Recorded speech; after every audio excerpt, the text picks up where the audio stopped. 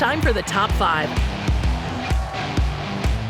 Welcome back to the Ultimate Dallas Sports Show, and in honor of Team USA's gold medal performance, we thought it best to take a look back at part of what made 1980 so memorable, the call on the broadcast. Al Michaels famously delivering a line we all know and remember that Joe reminded us about a couple minutes ago. So tonight, we're looking back on the top 5 greatest sports calls in history. Now, point of contention before we begin, I wanted a list that immediately evoked an image of a moment and included a legend on the mic. It's got to have both of those to some degree. All right, we'll start with a classic.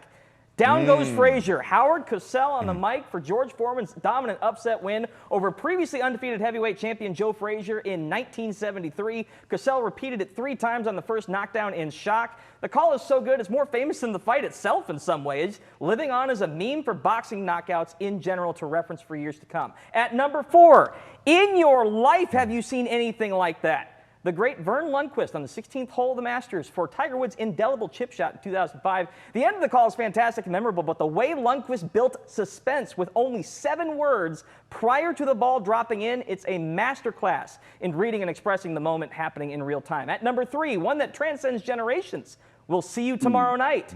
Originally said by the legendary Jack Buck in Game 6 of the 1991 World Series on Kirby Puckett's walk-off homer that forced a decisive Game 7, and the crowd noise took it the rest of the way on that night, and arguably one of the greatest World Series of all time, but made better, or worse if you're a Rangers fan, sorry, because of Joe Buck bringing the call back 20 years later in 2011 when the Cardinals did it.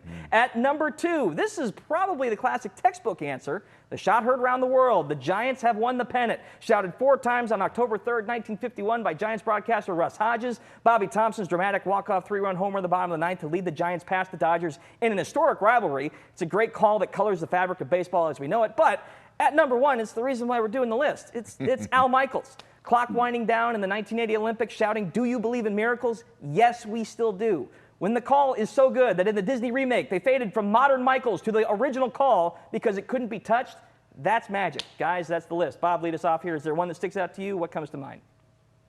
Well, I mean, that list is fantastic. I also would throw Vin Scully in there for the Kirk Gibson home run.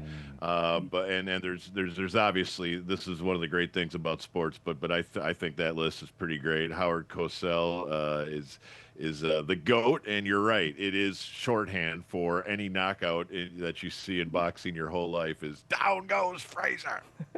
Mike, what do you think? I think the list is basically perfect. It's the calls that stick out from that stand the test of time. There are so many that you could pick from, and it's interesting. And we were talking about the Packers during the commercial break. There's one that sticks out to me that was not a huge moment, legendary moment, but it's a call from Al Michaels that I remember, that you two, I'm sure, being Packers fans, both remember well. The Antonio Freeman catch. Oh, he did what? He did what? That call sticks out in my brain as much as any. But yeah, in terms of the enormity of the moment, the list is absolutely what it is. I think you knocked it out the park. I think the list was varied. You got a lot of different sports in there, a lot of different great broadcasters. I might switch the baseballs of it all that you had in there, because I do that.